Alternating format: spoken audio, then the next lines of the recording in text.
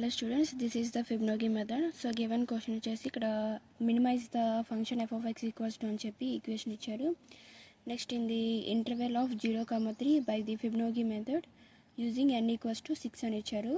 So this is the Fibonacci series values ఇక్కడ వేసుకున్నాం. Next L0 equals to b minus a, that equals to b అంటే L0 equals to b minus a అంటే 3 minus 0 equals to 3 అని వేసుకుంటాం. Okay, next L2 star equals to this is the Fibonacci equation fn minus 2 by fn into L0 వేసుకున్నాం కదా.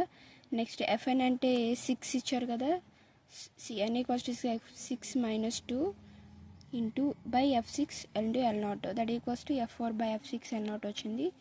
So f6 అంటే ఇక్కడ ఏం వేసుకుంటాం, 5 బై 13 ఇంటూ 3, f6 అంటే 13, f4 వచ్చేసి 5 కదా. So 5 by 13 into 3 that equals to 1.5 వచ్చింది. So year a plus L2 star and next equals to b minus L2 star అని వేసుకున్నాం.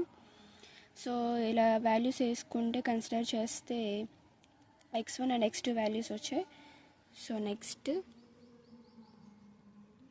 వచ్చేసి f ఆఫ్ x1 వాల్యూస్ అంటే మనకి ఇచ్చిన ఫంక్షన్ ఉంది కదా, ఆ ఫంక్షన్లో x1 వాల్యూస్ ప్లేస్ చేస్తే మనకి ఇది వస్తుంది ఆన్సర్.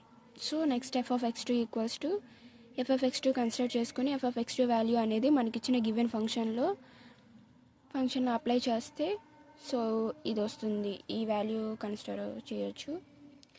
నెక్స్ట్ గివెన్ గ్రాఫ్ గీసుకుంటే ఇక్కడ మనకి 0 నుంచి స్టార్ట్ అయింది, 0 to 3. So year x1 and x2 values place చేసాం. f ఆఫ్ x1 వచ్చేసి మైనస్ 0.27 వాల్యూ ఇందాక వచ్చింది కదా, f of x2 equals to ఈ వాల్యూ. సో ఇక్కడ మనకి 0 to 3 ఉంది, హైయెస్ట్ వాల్యూ ఏదైతే ఉంటుందో అట్ సైడ్ మనం స్ట్రైక్ అవుట్ చేసుకుంటాం. సో దీన్ని స్ట్రైక్ అవుట్ చేసుకున్నాం. అప్పుడు x3 వాల్యూ వచ్చేసి 0 ప్లస్ x2 మైనస్ x1 తీసుకుంటాం.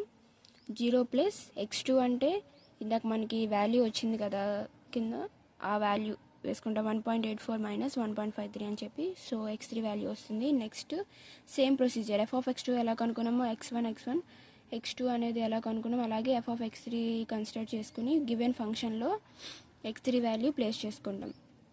Next f of x3 less than f of x1 అయింది. సో ఇక్కడ మనకి ఎలా గీసుకోవాలి, ఇప్పుడు నెక్స్ట్ x3 వాల్యూ కూడా వచ్చింది కాబట్టి ఇక్కడ 3 అనేది కన్సిడర్ చేసుకొని ఇందాక మనకి x2 సైడ్ మనకి స్ట్రైక్అవుట్ చేసుకున్నాం కదా, సో ఇది ఇంకా కన్సిడర్ ఉండదు. So x2 x1